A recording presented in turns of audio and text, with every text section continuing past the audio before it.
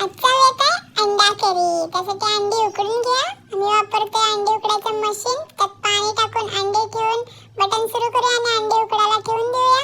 ही अंडी मस्त उकडत आहेत, उकडून झालेली पण आहेत. आता मसाला तयार करून घ्या. आलं, लसूण, खोबरं, कोथिंबीर, टोमॅटो आणि भाजलेले तीळ हा सगळा मसाला मिक्सर मध्ये बारीक करून घेऊया. आणि गॅसवर कढई तापत ठेवून त्यात थोडंसं तेल, तेलात तमालपत्री आणि दालचिनी टाकून कांदा मस्तपैकी सोनेरी होईपर्यंत भाजून घ्या.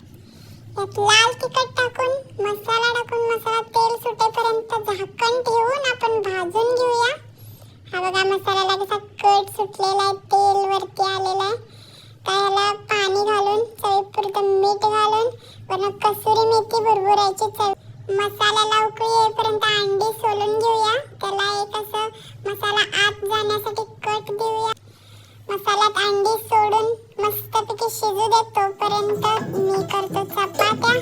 बघा मला जमत आहेत का चपात्या? मला कमेंट मध्ये सांगा जमतात की नाही ते. थोडं दुसरी चपाती घेते लाटायला. तोपर्यंत डान्स खेळत खेळत मस्त चाललंय काम. बघा चपाती कशी फुगली.